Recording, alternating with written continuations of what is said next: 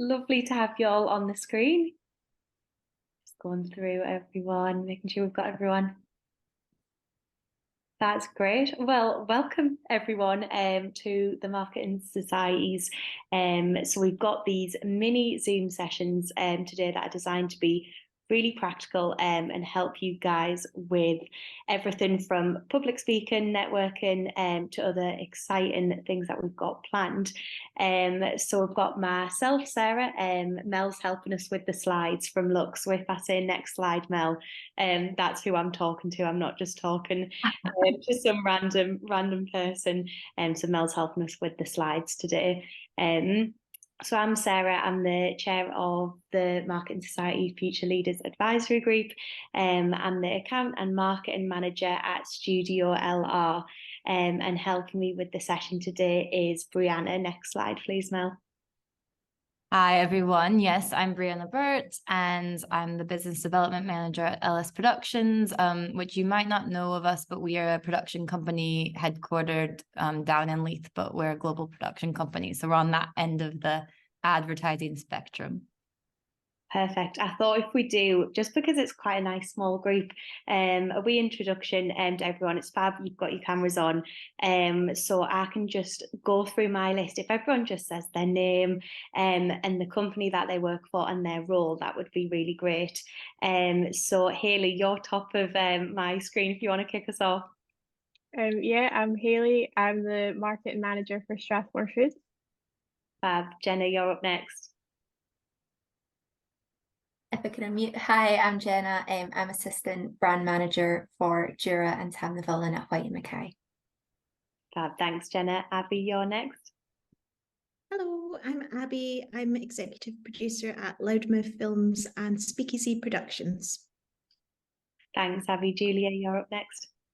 Hi, I'm Julia. I work for Fife College and I am the marketing assistant. Great, thank you. Catriona, you're up next. Hi, I'm Catriona and I work for Multiply Design Agency as a junior digital designer. Great, thank you. Nicola? Hi, I'm Nico and I'm a marketing associate for Off the Work. Great, thank you. Hannah, you're up next. Hello, I'm Hannah. I'm currently the Vice President of the Strathclyde Marketing Society at my uni, and I'm not actually in my job yet. I'm still just finishing my exams at uni. Thanks, Hannah. And then finally, Elaine. Oh. Hi, sorry, I'm looking for all the unmutes here. My name's Elaine, and I am the Programme Leader for International Marketing at Glasgow Caledonian University. Great, thanks, Lynn. Thanks, everyone. So we'll jump straight in because I know we've only got an hour. So I thought I'd give you a little bit of an understanding about our purpose, what these sessions are for. So myself and Brianna, we work in a group to basically be your representatives, so being kind of the voice of the future leaders in Marketing Society Scotland. We really want these sessions to be aimed at those aspiring to senior roles in the industry, or first rollers who are just coming into the industry. Our main goal for this year is giving practical advice. I'm sure we've all sat in those sessions where you sit and listen and you just think, how is that applicable to my job? Or so we want to basically make everything very tangible you can take from the session and implement immediately. So this was actually Brianna's little phrase, making the obvious obvious. So no waffle, some practical advice. So we'll go straight in. Next slide, please, Mel. So the way the session's going to work, next slide, please, Mel, is that I'll run a short session on some networking tips. We'll then ask if anyone's got any questions specifically on that section. Brianna will then take us into a section on public speaking, and then we'll ask some questions specifically about that section. At the end, we'll then discuss as a group if anything, if anyone's got any kind of questions or bits that they wanted to talk about more, that's when we can go in. But yeah, so let's jump in. Next slide, please, Mel. And next one again. So when we talk about sometimes this scary word that is networking, the main thing is just establishing what is the goal and purpose for you, because everyone's goals for networking is different. It can also be different for different networking events. A networking event, which is very serious, will have a different goal to just catching up with someone for a coffee. So I've noted down kind of some purposes. This can be anything from strengthening your existing relationships. So if you guys maybe work for an agency, you could be networking with your current clients and strengthening those relationships, getting to know a bit more about them. It could also be establishing new connections, whether these are new clients or new agencies, new suppliers. It could just be growing awareness of yourself or your company, that there isn't kind of a hard sell. You just want to let people know who you are, what you stand for, and what you sell. So this could maybe be applicable to a startup business. And then finally, something I think is really important to stress, that a goal of a networking event can be your own personal growth and development. If you're shy or you're wanting to grow your confidence in speaking to people, pick this as a goal. It could just be that you want to initiate a conversation with someone. It doesn't have to be that you get a pitch or a 5-figure new client from them. So with this, whenever you go into a networking event, maybe look at this slide and just take a couple of minutes to just think, what do I want from this session? What's the purpose of me going here? This can also be really useful if it's a ticketed event and you have to go to your manager and say, I would like to go to this networking event. I think it would be valuable because it can strengthen existing relationships. I know that this client is going, maybe you can meet someone. So use the goal and the purpose to help yourself, but also maybe pitch it to your manager if you maybe need to get a ticket for it. Next slide, please, Matt. So after we've kind of established the goal and the purpose, I wanted to talk about clothing, right? So in these sessions, I bet some of you have maybe read like LinkedIn posts or maybe even done courses on networking. I find something as simple as what you wear can make or break the day. So I've kind of noted down some points that I found very useful. Is that make sure you're wearing something that you feel comfortable in. This can be something that you feel comfortable in terms of yourself, but also practically something that, you're not too hot or cold. I can personally speak from experience that I don't really want to chat to someone or attract a new client to the business if I'm sweating and just feeling minging and hot and uncomfortable. So think about clothing that you're going to feel happy in for the full day. Also, of course, we want to judge the situation. I've put that classic shot of everyone in The Apprentice on the right hand side. Try and email the event organisers in advance. Find out if it's more relaxed or business dress code. I always find it sometimes makes the day go a bit easier if you feel comfortable because you may be dressed at the same level as other people. It might be uncomfortable if you're dressed really formally or really smart, everyone else is quite casual, or vice versa. So again, we kind of want to do everything we can to control how we feel in that networking environment. So have a think about the situation. Even the venue that it's held in, is that venue more formal or more informal? And pick maybe something that you feel comfortable wearing in context of that setting. Again, I've kind of put purpose on there because this can be reflected in your clothing. If you want to really stand out or meet a lot of people, attract a lot of people, think about wearing a bright colour. It's a really easy way to kind of make yourself be a bit more bold in that setting. If your goal is just to grow your confidence a bit, then you don't need to think about that as much. Prioritise wearing something that you know you're comfortable in.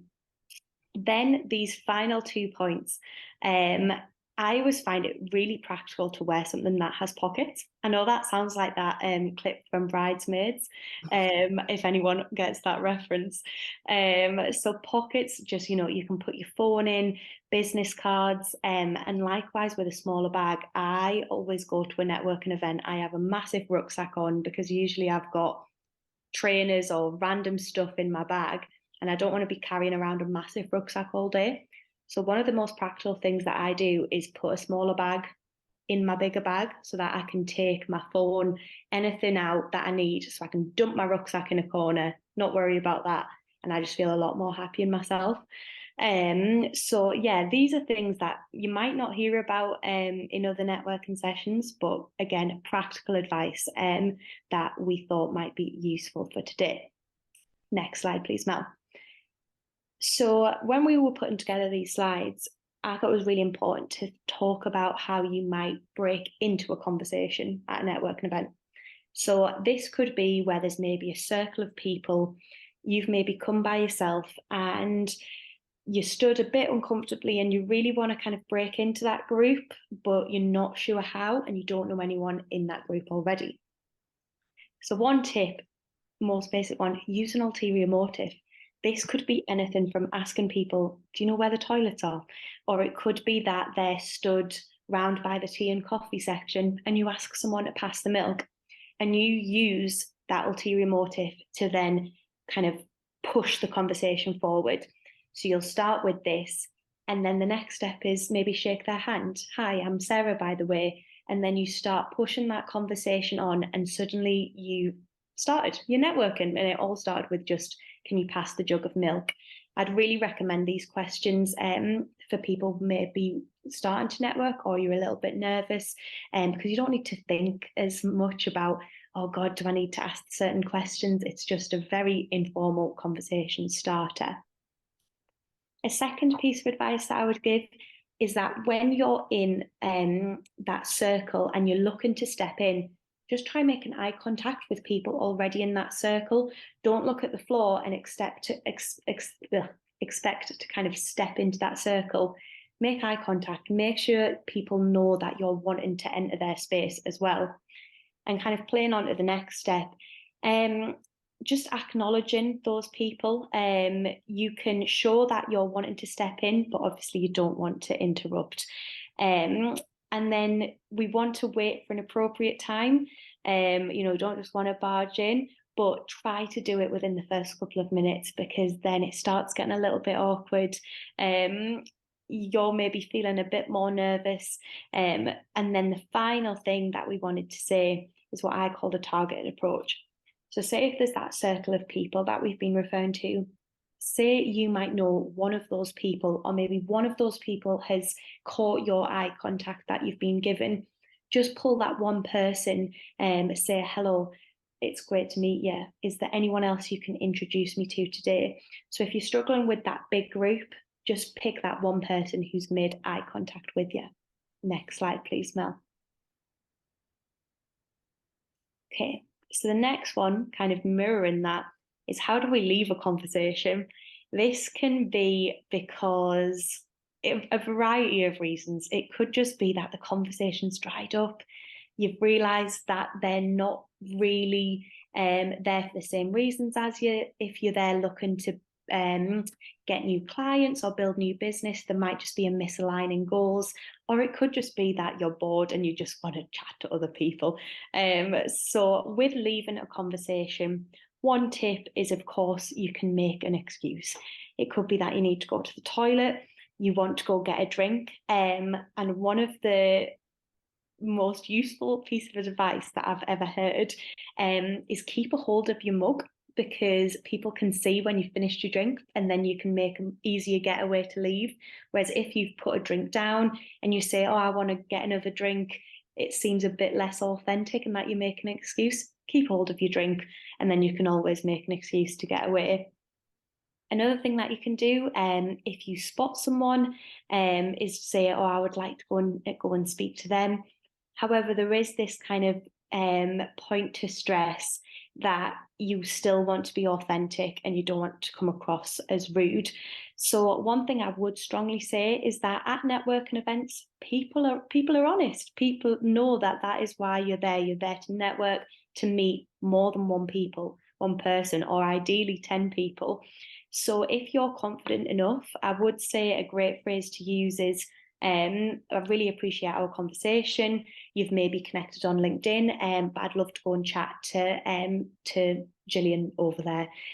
Let's catch up after lunch or in the next refreshment break. I've found since I've started using this, people respond really positively because you're being honest. But I would say that this is probably something after you've done a couple of networking sessions and you've found your the way that you can act and behave maybe a bit easier. Next, on how to leave a conversation is a bit of a different approach. Say if you're with one other person and you're stuck with them at a networking event, what you can do is use something called the group approach. So you can say to them, oh, shall we go and say hello to that person? And you're bringing them along so that you're not leaving them by themselves, but you're actively trying to speak to other people. So if there was another kind of group, you can say to that one person, oh, they look like an interesting bunch. Shall we go and have a conversation with them? And that person probably will also appreciate that so that they're not left by themselves. Next slide, please, Mel. So this is the final slide. I know we've kind of whizzed through quite a lot very quickly. Don't worry, we'll send out these slides so everyone has access to them. But with networking, it's obviously important to then follow up on it. You've had kind of that initial, you've set your goal and your purpose, you've got into the conversation, you've then maybe left the conversation if it hasn't gone too well, or you've got everything out that you needed. So then we've got to think about how do we then follow up with it? How do we make sure that all of this fits with our goal and purpose?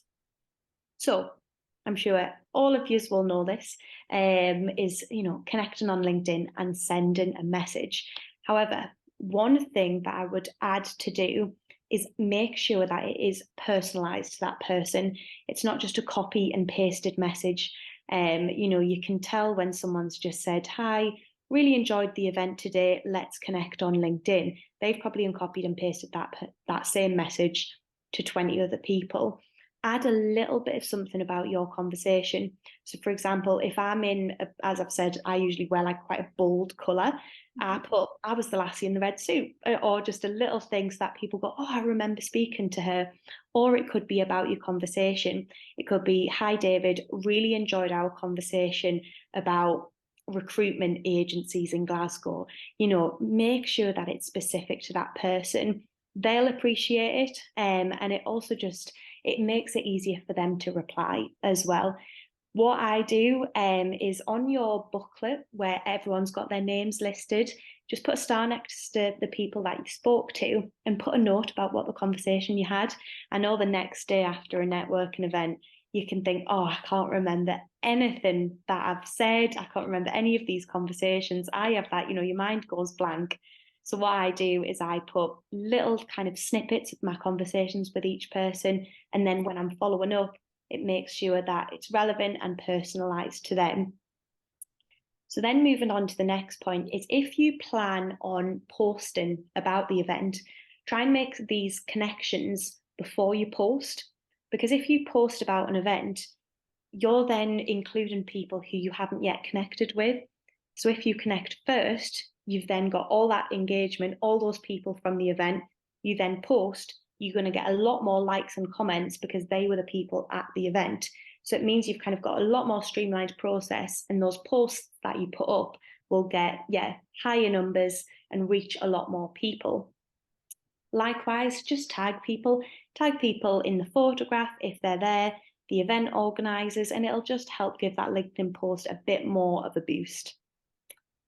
The next kind of part of how to follow up is probably if your goal or purpose is a bit more salesy, or you're wanting to kind of get new business onto the back of it. So if you're wanting to arrange a coffee or a meetup, try and get that within the same week, just so you can kind of get those conversations going quicker. And you know what people are like, people cancel, people say they can't make it. So it just kind of helps keep up the momentum of those conversations and networking. Also, don't be afraid to arrange things live at the time of the networking event. If it's a really exciting conversation, be like, get your phone out there and then let's, are you free for a coffee on Friday? Let's pencil it in now. Often, that's when people will take you seriously because you're keen to meet up. And then with your follow-up, make sure that we're going right back to the start of where your goal and purpose came from, and just making sure that everything is aligned. If you're wanting to be a bit more serious, then it might not be a case of meeting for a coffee, but maybe bringing them to your office, having a chat with your director. So with everything that you do, just keep that purpose at the start.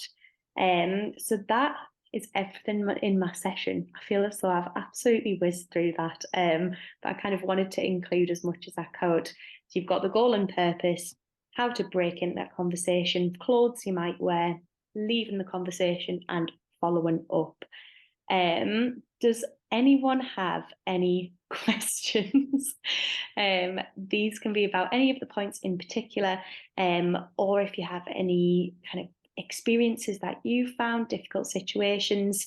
We've got about 5 minutes or so we're good to go.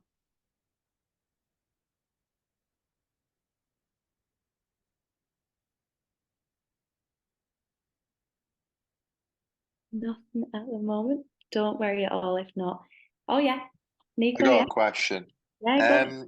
When you said earlier about getting a tag on their name and like to remember their conversations, like how I didn't quite get that point. If you could just go over it again, Yeah, like of course. So after you've kind of had a conversation with someone, what I do is write it down after you've finished the conversation, maybe after they've left, just so I can remember what we've discussed. And at a lot of events, they give you a list of everyone's names. So what I do is next to their name, I write a kind of headline topics that we spoke about. If they don't give you a list of names, then try and quickly write down their name as well. So just getting notes of that conversation as soon as you've finished. Awesome, thank you. Great, thank you. Sarah, how do you keep conversations going at events? I think sometimes it's quite easy, but not easy, but you can start a conversation, but it's just where to take it. Yeah, really good question, Jenna. I think what I always do is kind of start with that almost name, company, role, what did you do? So about that kind of person. Then I shift it onto the event itself.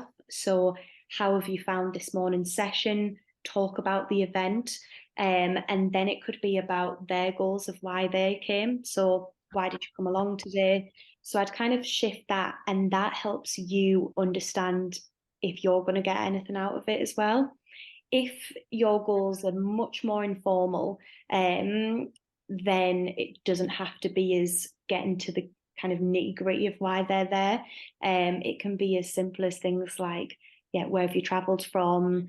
Those, I don't want to say like hairdresser kind of chair chat, but that much more informal conversation. But what I would say is just listen as much as possible, and try and pick up on any little bits that they've said, anything that excites them. And if they're really kind of drying up and you're struggling to get conversation, it's kind of those key topics of like job, where do they live, family, holidays. And I know it shouldn't be as kind of those topic-based conversations, but sometimes it does have to be that. Whereas I kind of find if I have that conversation first of why are you here, what are you looking to learn, I've already kind of sussed out what they're wanting to do. Perfect. Thank you. Thanks, Jenna.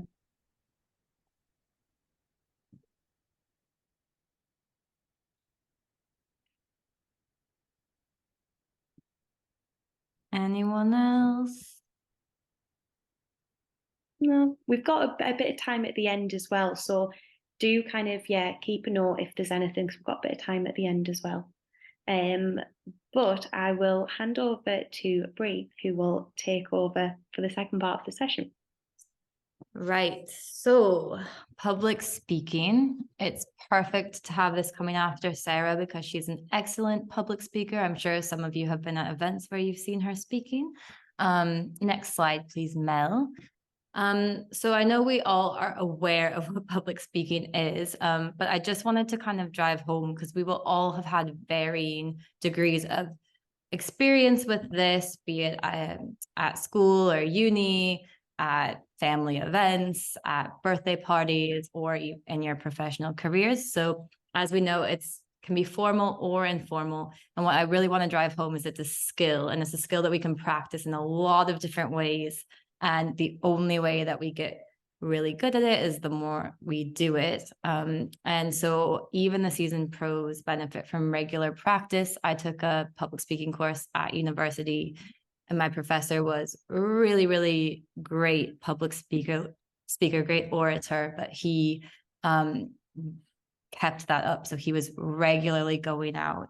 He took part in different societies. He was being asked to present in different forums, and that was something that he said, even, you know, your presidents, your heads, your CEOs, they're always looking for opportunities to do it. So I would really encourage you to put yourself forth at work, to do running some internal meetings. That's a great way to dip your toe in.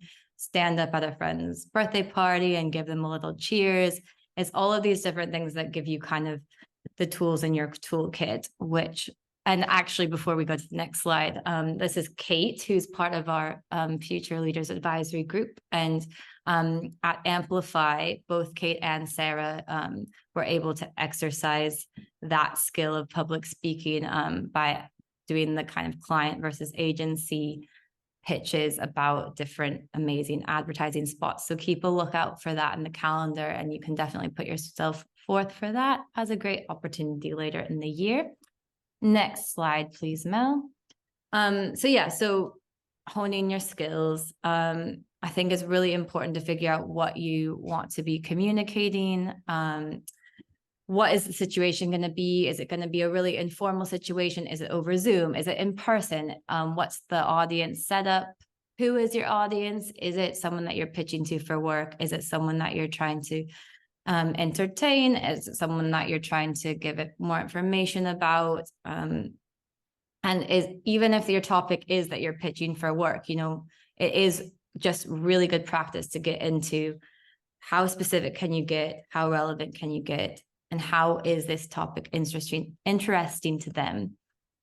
A huge thing that really helped me was figuring out how to organize your thought patterns around speaking, because I know for me, something that I'll get into a little bit about the fear is, am I going to remember what I'm going to say? Am I going to hit all of my points? So something I learned was that instead of scripting out verbatim what you want to say, figure out what your main bullet points are. We can all remember 3 bullet points. What do you want to hit? What are your target points? And then from there, you can kind of have a bit more of an informal ad lib about how you're going to back up those points. Are you presenting any sort of evidence? And then you can tack on any kind of introductory anecdotes, any conclusions. But I know for me, this has made me look like even at a wedding, it's made it look like I just stood up and off the cuff thought about all these great things to say about the couple. But really, I had the 3 kind of key things I wanted to talk about there. And this is great exercise for, obviously that's a little bit of a less pressure situation, but that's, I think, a really good thing to be able to do. And then it kind of blends into your professional life that way. Establishing your credibility, I think that's a really good thing. If you can try to work into your anecdote, here's why I'm talking to you today. I threw in that I've taken a public speaking course, I've done some informal public speaking, and then I've also done pitches and presentations. So if you can kind of show, here's why I'm the expert to talk to you today about this, that instantly kind of gives someone a frame of reference for why you're talking to them. And this one is hard for me, but don't over practice, because if you do say the same thing over and over again and start to memorize it, if anything throws you off, you're going to get tripped up over your words. You're not going to sound authentic and organic, but I'll get into that a little bit more in the next slides. So next slide, please, Mel. So fear, I think this is something that when you see really, really well-versed public speakers, you think, well, they're not nervous. They probably don't get butterflies before they go on. But I think it's very fair to say that everyone gets nervous, and it's for different reasons. So what I just said was, for me, what used to make me really worried was that I would just get up and completely forget what I was going to say, or not make it through all of the points that I wanted to hit. So if I only got to 2 or 3 of them, but I didn't hit all of them. So for me, the tools that really helped was that bullet point tip. So that has stuck with me for over 10 years. And, in 2010, this is showing my age, but that's when I took that public speaking course. And at the end, I was noting that I was much more able to focus on the audience, focus on what I was saying when I was able to develop this bullet point memorization skill versus memorizing a full script and trying to hit all of those different points. So you need to kind of figure out what your tools are, what is making you worried. Self-care plays a huge role in your communications. So if you're someone that gets frazzled, running late, like make sure you've built in enough time to arrive early, make sure you eat a good breakfast. All of these sorts of things are really important. I had a brownie for my lunch, so I don't know if that's self-care or if that's not, but these are the sorts of things, you know, to just be thinking about before you communicate, because it's a big deal. And I think the last thing I would say on this point is, you know, you just have to kind of figure out how to live with the fear in some ways. You know, sometimes you just have to do it a bunch and let it happen, and you'll figure out which sorts of things really get you through the experience. And each time maybe will get a little bit easier. Next slide, please, Mel. So yeah, so once you can kind of get past that, like I said, then you can figure out how you can really connect with the audience. I mean, this at the crux of it is about communication. Sarah's talking about building relationships and networking. This is another communication tool. So figure out how to make it audience centered. I put a few things on here, but there's lots of different ways you can do it. But acknowledging people, you know, if you're up there with someone else, you know, I appreciate you going first, Sarah, tough act to follow. That's a really nice transition when you're getting on stage. Be yourself. What it is not reading off of a script. It's not reading aloud. It is enlarged conversational speaking. So you're just trying to be very conversational. Grabbing attention with anecdotes, jokes. You can start with a startling statement. That's a really great way to hold the audience's attention from the beginning.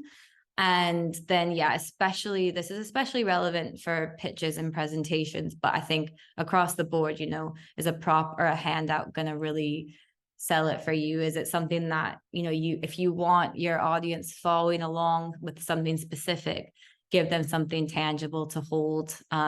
Or, you know, if you're going to be talking all about oranges, you know, take an orange along, you know, just all these little extra things can really add and make sure that the audience is really following along with you. Next slide, please. Planning ahead. When Sarah and I were talking about this presentation, we were both kind of just all of a sudden gave a big rundown of all the different things that have happened to us. And we were like, wouldn't it be so great if this didn't have to happen to all of you? So we kind of have a little short list rundown, but we're really, really happy as well after this to connect with you. And if there is a public speaking opportunity you have coming up where you'd love to like chat through sorts of things to be thinking about, we're all ears. You know, remind everyone about the presentation if there's going to be multiple ones of you there, but you're the one leading on it. Not everyone's going to be thinking about it as it's not going to be at the top of everyone's mind in the same way that it is for you. So just make sure everyone's got the time and are going to be there so no one's running late. And then, yeah, where are you going to stand? Is there a podium? If you're planning to have a really engaging talk where you're walking out to the audience members or you're walking out to the clients that you're pitching to, but then you're standing behind a podium, that changes the dynamic. What sort of microphone you've got on. If you're wanting to walk out, but you've got one that's plugged into the podium, that's going to change things. How is the audience sitting? Is it a big theater auditorium or is it a round table desk situation in someone's office? Do you have your props? Do you have a big projector screen with the sunlight hitting that's blocking out all of the major points that you're about to say that you yourself need to reference? And another big thing is, you know, what happens if your deck isn't working? What happens if it's not downloaded properly? What happens if they're having technical issues at the venue?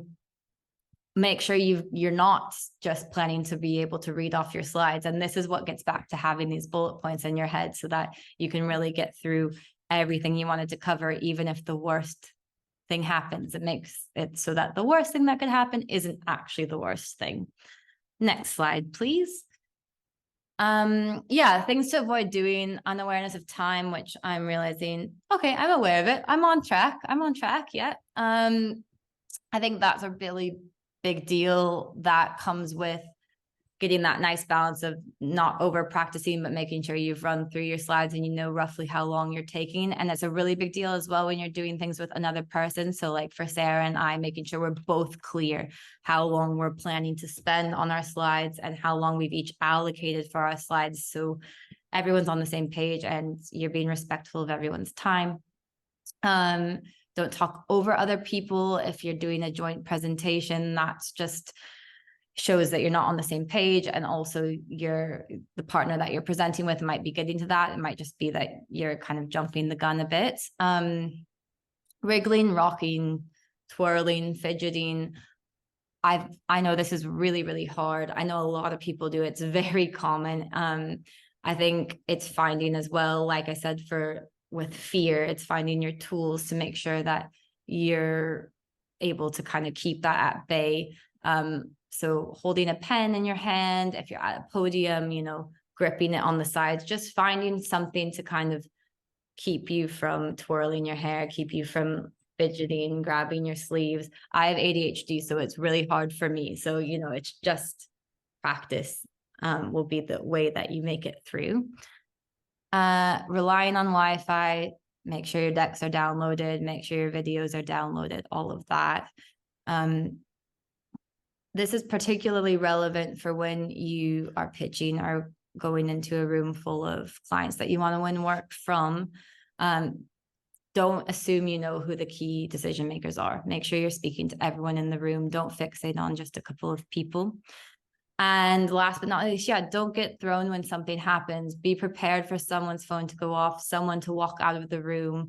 But it is something you can play around with. If the phone goes off, you can say "saved by the bell" as you're transitioning to your next slide. If someone's leaving the room, we all hear someone saying "I'm boring that person already," but it just means that you're lightly acknowledging it without getting too awkward or forgetting what you're about to say. Next slide, please. Last but not least, just a few elements of good delivery. And again, I'll use Sarah as a kind of example of this because I know you can't see her full body, but she's got a lot of good hand gestures when she's walking you through her things. If she's talking about smiling, referencing her face. If you're adding emphasis to something, you can kind of say the first point, second point. It can even help you, your gestures can even help you kind of organize your thoughts and kind of focus in on what you're saying. But yeah, thinking about your body when you're up there, are you wanting to kind of walk to different points on the stage? It's all of these little elements of planning ahead. I think nonverbal communication, as we all know, is super important. And there's varying stats out there, but there's a study that's held true for about 50 plus years now, which is it's like 93% of how people perceive you public speaking is nonverbal. So it's a really big deal. Giving eye contact is, of course, important. We all know that, but it's an easy thing to kind of forget when you're so focused on what you want to say, what you want to get across. Facial expressions, you don't want to have a monotone voice, and you definitely don't want to just have a monotone face when you're speaking. Breathing, this really helped me, and I don't think I'm doing a particularly good job of it at this, but before you go on stage, before you go into that pitch room, collect your breath. Before you start to do it, take a breath. It's really easy to just, okay, I'm going, off I go. And then we've all seen people presenting where their voice almost gets ahead of them and they're kind of playing catch up the whole time. After a long sentence, take a breath, just get into that practice. But this again comes with doing it a few times because, we all will have our days where we weren't breathing through the chat. We weren't breathing through the talk, but it really is a skill. It really is a practice. But if you can remind yourself even a few times through your presentation about that, I think that will really help you. And then, vocal characteristics. If your pitch is at 9 a.m., make sure it's not the first time you've opened your mouth. Make sure you've spoken out loud, broke your voice ahead of time, and just that you're using variety and inflection and enunciation. That's how you'll be able to give a really great presentation, speech, talk, pitch, whatever it is. So go get them when it comes. Next slide. Questions.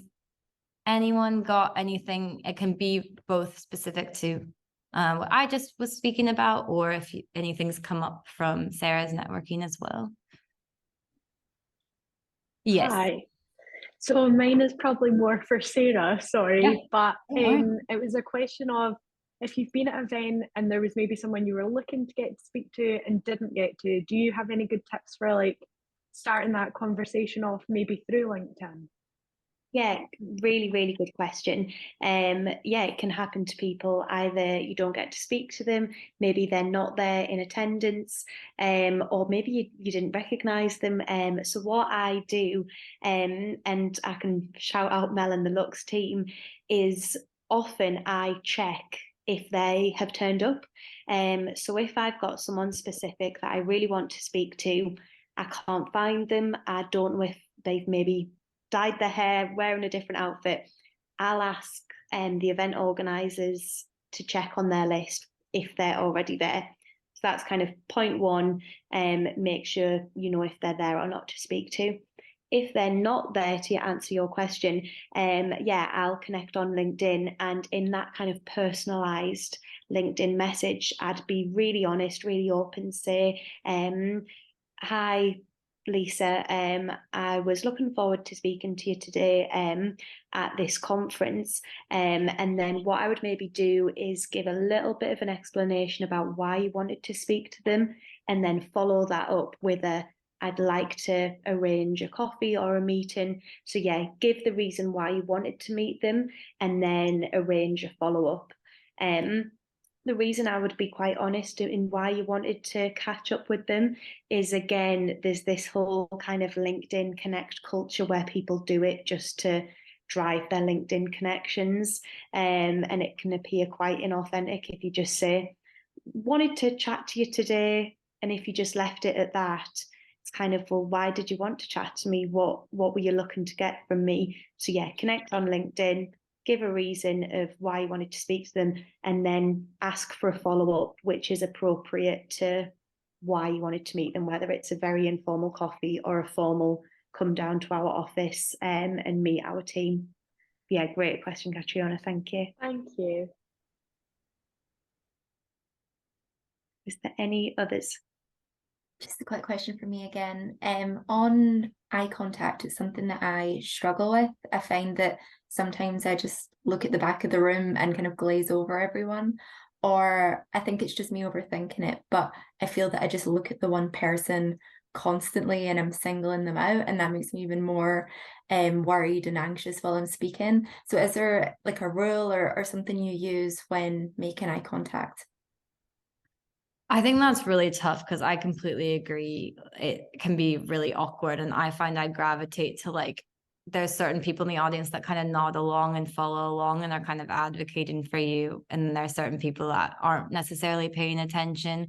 I think, I don't know if this is necessarily a rule, but my gut is just to say, like, do what's comfortable for you and what's going to make you feel good when you're up there. So if it is making you feel better to be making eye contact with one person in particular or just a few people, I would go for it. But I don't also think it depends on the size of the group and the size. If it's a huge audience, people aren't going to necessarily know if you're looking directly at them. But on smaller tables and whatnot, yeah, maybe just try to, like, as you're doing your breaths in between what you want to say, just kind of shifting focus or something like that. But I don't know. I mean, Sarah, I don't know if you have a hard and fast. I don't have a hard and fast rule on this. I think it's just what's natural for you, what's going to make you comfortable. But yeah. Yeah, I know for me, Jenna, totally like linking with what Bree said, is I need to have people in the audience who I can see are actively engaging with me. So if I can see someone's nodding or has really strong eye contact with me, I completely put my focus on them. I'll look to that person, then look to that person who is engaging with me. If that doesn't work for you, the second tip I'd use is pick something that you do want to focus on. So maybe someone like yourself, if you're finding it that you're glazing over or you're losing focus, it could be a clock at the back of the room, something to direct your focus. And then the third option that I would do is work it into your notes where you're going to look. So it could be as really simple as maybe your first bullet point, okay, I'm going to direct that to the left-hand side of the room. My next point, I'm going to direct to the right-hand side of the room. And then for my final conclusion point, I'm going to open it up and kind of look to maybe the upper deck or the upper circle. And that, again, can just make you appear quite confident when you're public speaking, because it's mirroring what you're saying. If your point is very open and general, then make your gaze general. You're looking up. Whereas if you're thinking to be quite specific, maybe talk to kind of one specific person. But yeah, there's those kind of 3 tips. Either engage with the people who are engaging. Number 2, pick a fixed spot. Or number 3, work your movement of eye contact into your notes and practice. Thank you. A really good question. Yeah, I think that gets back to as well, just kind of in your planning, what is the situation going to be like? Is it bigger? Is it a small group? What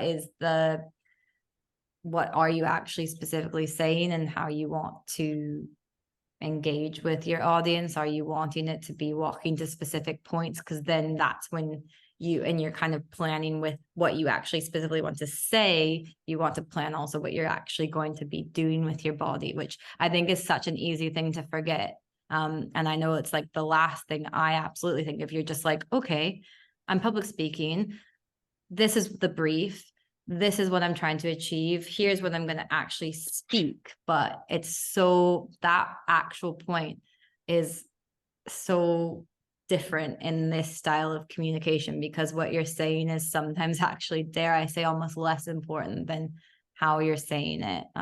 So yeah, I think definitely almost script out your eye contact. I know I need to do that as well. Thank you. Guys, I actually have a question. Oh my gosh, I've got one. I know. Hi everyone, by the way, I'm Melissa from Lux. Sorry, I've been in the background just kind of milling away at the slides. But guys, I've had points in my career, and throughout uni where I've been public speaking or presenting, and I've had a real, deer in the headlights moment. How do you guys feel about acknowledging your nervousness on stage and actually saying, oh, okay, I might need to take 5, or how do you get back on track from having that point where you're super nervous and you maybe get thrown off track to then resuming your pitch or your presentation? What's your advice there? Because I've done that in the past where I've acknowledged and said, oh, I'm actually really nervous. And I think it can come across as quite unprofessional sometimes, or, maybe falling too far into the conversational side of things. So what would your advice be for that? I don't know who wants to go first. Whoever. I would just say, like, there's like so many points I want to pick up on that. I think one of the things is this gets kind of back to like your kind of toolkit. So like, as you do it more and more, what happens to you, and then how you kind of recenter yourself. I think it'll be a bit different for anyone, but I know for me, like, that was always my like absolute worst fear, is just like drawing a blank, not knowing what to do, and how you kind of come back on track. And I think, again, like, I could say what works for me, but it might not work for everyone else. But for me, it was genuinely just knowing I had those bullet points there. So I knew no matter what I did, even if I did do something a bit awkward, I'd at least be able to get the train back on track. I think it just would depend in terms of like what's professional and what's not. Like, I do think people really gravitate towards being genuine. And I do think the one thing that everyone agrees on is public speaking is really awkward and really rough. And like, even if you're the best at it, you might just have one of those days. Like, you could literally be someone who gets up in front of a group every day, and you could just have one of those days. So I would say, yeah, maybe if it's at a big formal event, you would maybe try not to say, oh, I'm super nervous. But that said, I mean, I'm thinking back to like,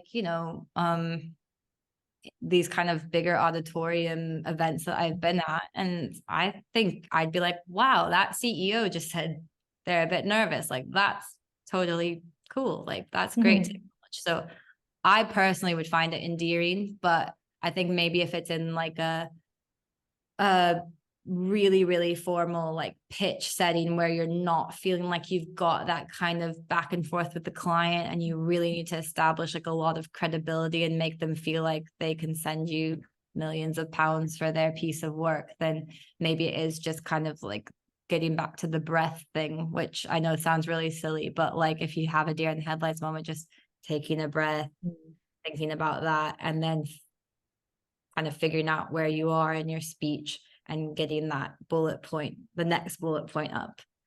Those are my thoughts. Sarah, what do you think? Yeah, no, can completely understand all that. I've had plenty of those as well, where, yeah, it can be anything from pitching to a client to a room full of people. So I'd say my kind of practical advice is that I will always have a copy of my notes on my person. And for me, I don't like to leave things to chance or my complete memory. So ahead of every presentation, I'll print off either bullet points or what I'm saying and just put them in my back pocket. So then I know that if I do have a moment where I completely forget, what I would say is have a think about the phrases that you can use. So rather than saying, I'm really sorry, I'm really nervous, which is kind of framed as apologetic and you're flustered, it's going to make the audience feel flustered. Just saying, you might have kind of got to a point, you just say, I'm just going to check what my notes were, which is a lot more kind of positive. You're taking control. Look into your back pocket, have a read through, and then pick up again. So that's kind of my first piece of advice: is have those actual, like, a copy of your notes on you. Think about how you're phrasing it, and just take control of the room and say, I'm just going to have a little look at my notes. And everyone will be absolutely fine with that. You're just taking a couple of seconds. My second piece of advice would be, if you've, say, got to the end of a slide and you've completely lost your train of thought, you've got flustered, just acknowledge and saying, oh, we've gone off on a bit of a tangent here, let's move on to the next slide, and then you've started again. You don't need to worry about that previous slide. And then thirdly, my kind of final point, so I'm a person, if I get really nervous, my knees shake and my legs shake. And I know that's kind of almost like a comical cartoon character thing. But if there's seats on the stage or seats in the room, don't just like take a seat. If it's standing up, that's making you feel nervous, find somewhere that you can have a seat and carry on. Vice versa, if you're someone who needs a bit of adrenaline and wants to be stood up just to kind of get that out, change your position. So yeah, I'd say they were kind of, my three pieces. So yeah, print it off, put it in your back pocket. Got the second bit now. Move on to the next slide. Stand up or sit down versus what's comfortable for you. The one thing I would say is, again, just to circle back to knowing yourself. Like, for me, someone that would like love to just be reading off a script, if I provide myself with that kind of as a crutch, then I might actually lean too heavily on it. So I think you just have to really know yourself. Like, that works perfectly well for Sarah, but for me, it would end up that I would feel like, oh, I didn't hit all of my points, so I'm just gonna like have to keep double checking that I hit all of my points. Okay, yeah, instead of trusting myself. So I think this is where, like, I hate to say it because I wish everything worked for everyone, but it is doing it a few times, seeing what works for you. Like, I wouldn't know that until I got up and realized, oh, I'm really referencing my notes, but I know what I'm talking about. Why am I referencing my notes so much? Oh, it's because I brought them up with me. So I think it's just figuring out what works for you, which is good, but not easy advice because you just have to do it. That's great. Thank you. Maybe got time for one more question. Yes.